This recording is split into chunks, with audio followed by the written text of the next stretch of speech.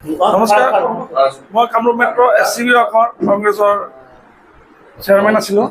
এইবোৰ দলৰ কিছুমান কাম দেখিয়ে কিছুদিন আগতে মই ৰিজাইন দিলোঁ।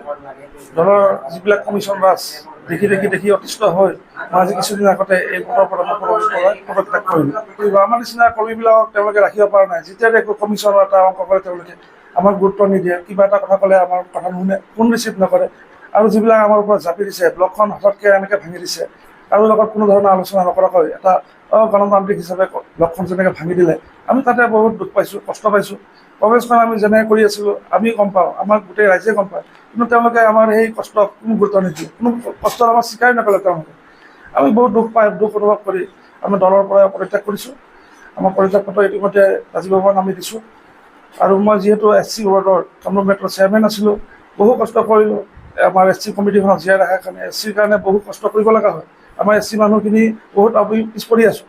আমি বহুত কষ্ট কৰি সংগঠনটো ৰাখিছিলোঁ, কিন্তু তেওঁলোকে এই কষ্টৰ স্বীকাৰ কৰি নকৰিলে, গুৰুত্ব নিদিলে। শেষত উপায়বিহীন হয় আমি এই সিদ্ধান্ত ল'বৰ কাৰণে আজি বাধ্য হ'লোঁ। বহুত দুখ পাইছোঁ, কংগ্ৰেছ কৰিছোঁ সৰুৰে পৰাই, NSY কৰি যুৱ কংগ্ৰেছ কৰিলোঁ। যুৱ কংগ্ৰেছৰ পৰা আজি আহি মই SC কমিটিৰ চেয়াৰমেন হৈছিলোঁ। কিন্তু তেওঁলোকে আজি যিটো নেকি কমিশ্যন ৰাজ আমাক যিটো নেকি কৈছে আগৰ বক্তাসকলে, সেইটোৱে হৈছে। আৰু এইটো দেখি শুনিয়ে মই আগতীয়াকৈ পদত্যাগ কৰিব বাধ্য হৈছিলোঁ। ধন্যবাদ। নমস্কাৰ, মই কামৰূপ মেট্ৰ SCB কংগ্ৰেছৰ চেয়াৰমেন আছিলোঁ। এইবোৰ দলৰ কিছুমান কাম দেখিয়ে কিছুদিন আগতে মই ৰিজাইন দিলোঁ।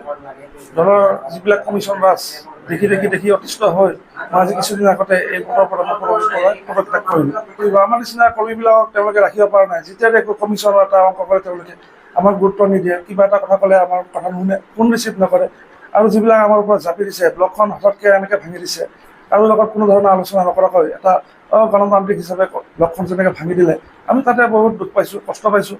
কংগ্ৰেছখন আমি যেনেকৈ কৰি আছিলোঁ আমি গম পাওঁ, আমাক গোটেই ৰাইজে গম পায়, কিন্তু তেওঁলোকে আমাৰ সেই কষ্ট কোনো গুৰুত্ব নিদিয়ে, কোনো কষ্ট আমাৰ স্বীকাৰ নকৰে তেওঁলোকে।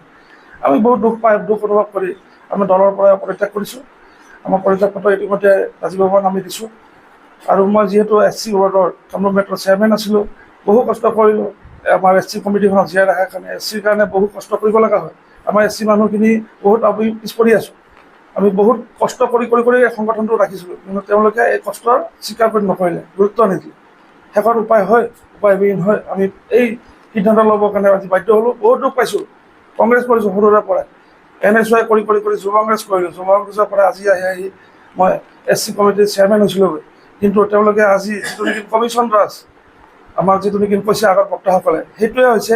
আৰু এইটো দেখি শুনিয়ে মই আগতীয়াকৈ পদত্যাগ কৰিব বাধ্য হৈছিলোঁ। ধন্যবাদ। নমস্কাৰ, মই কামৰূপ মেট্ৰ SCB কংগ্ৰেছৰ চেয়াৰমেন আছিলোঁ।